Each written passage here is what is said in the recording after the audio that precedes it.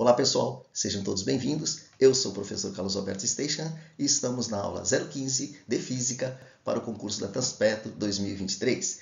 Vamos estudar movimento circular uniforme e movimento circular uniformemente variado, onde irá aparecer a força centrípeta. Para entender esse tema, a gente precisa saber a diferença entre tangente e secante. A tangente tangencia, toca num único ponto a circunferência. É uma reta que faz isso, toca num único ponto. Já a secante, ela toca em dois pontos, corta a circunferência em dois pontos. Toda vez que você tiver um vetor de raio R, você tem o vetor tangente. Você pode construir o vetor tangente tocando num único ponto e que seja perpendicular a este vetor R, este vetor verde. Vamos iniciar com o movimento circular uniforme. O melhor exemplo deste tipo de movimento é o movimento dos ponteiros do relógio. Aí nós temos a hora 10 horas e 10 minutos. Tudo bem?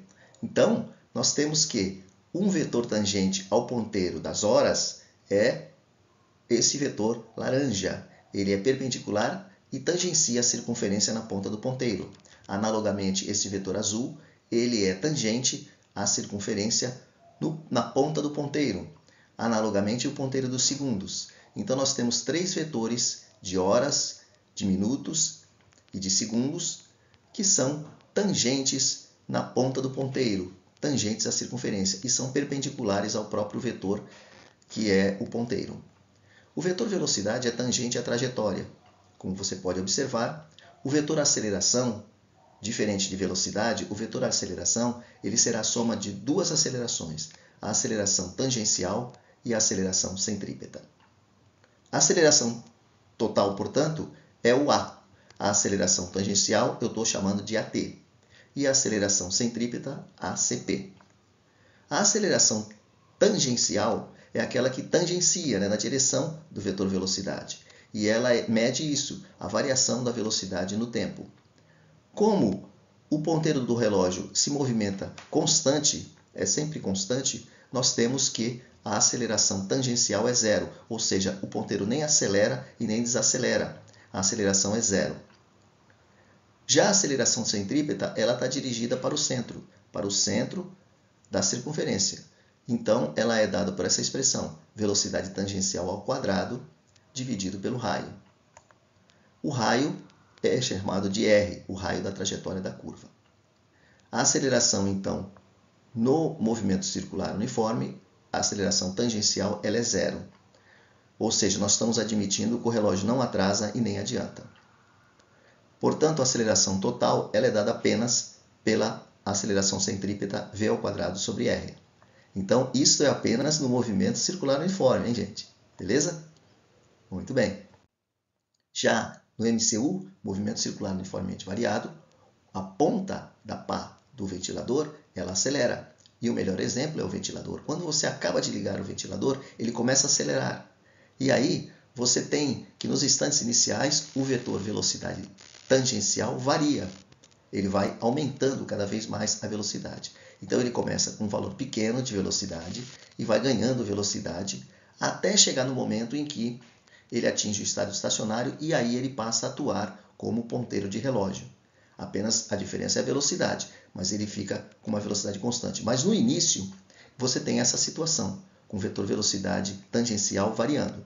Então, a aceleração tangencial é quanto? A variação ΔV sobre ΔT. A é ΔV sobre ΔT.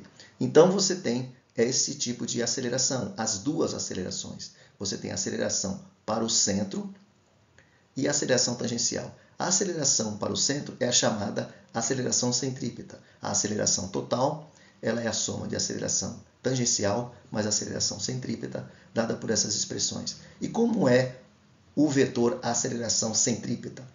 Ele é dirigido para o centro. É este aí. Beleza? Então, a aceleração centrípeta é V ao quadrado sobre R. Eu vou resolver, então, um exercício envolvendo esse tema. Aqui você tem uma corda em que o trabalhador vai mandar este equipamento, que está numa caixinha laranja, lá para cima, através de uma corda, formando um pêndulo. Mas ela dá uma massa do equipamento, que vai ser mandado lá para cima. A massa desse equipamento é 80 kg.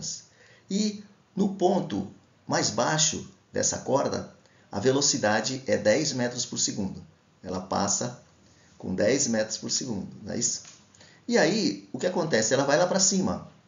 Então ele pede a razão entre a força de tração T nesta corda, representada por essa flechinha lá para cima e a letra T, e o peso.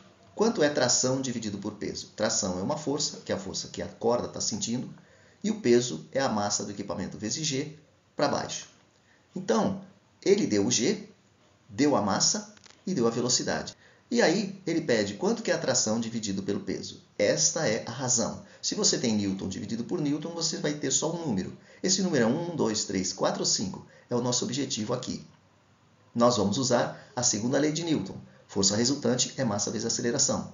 Então, quem é a força resultante? Quem ganha menos quem perde. Nós temos que saber que se a caixinha vai chegar lá em cima, o peso não pode ser maior que a força de tração, porque senão a corda arrebentaria. Então é tração menos peso e a resultante é do tipo centrípeta, porque faz curva, tem aceleração centrípeta. Na caixinha, no ponto mais baixo da trajetória, ali onde V é igual a 10, nós temos a tração para cima e quem para baixo? O peso. Muito bem, o peso para baixo.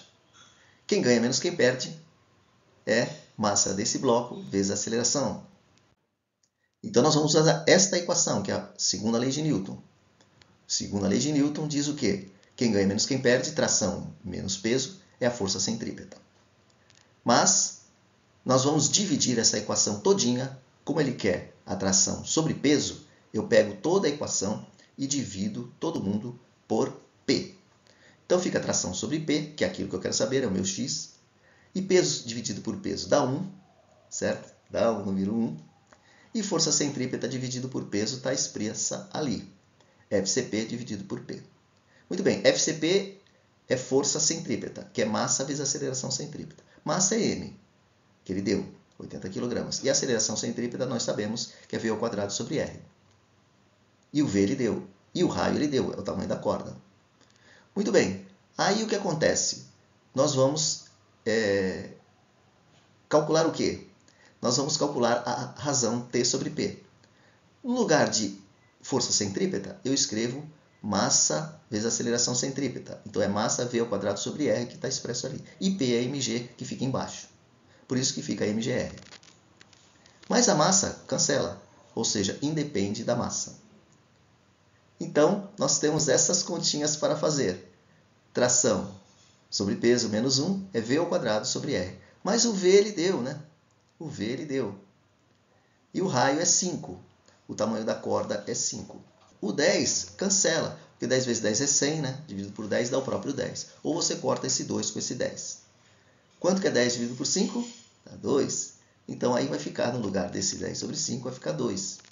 1 menos 1 eu passo para o lado direito. Portanto, isso vai dar tração sobre peso igual a 3, que é 2 mais 1. Resposta letra C. Eu vou deixar esse exercício proposto para vocês, que ele é um exercício muito parecido, só que neste caso ele não pede a tração sobre peso, ele pede a força de tração.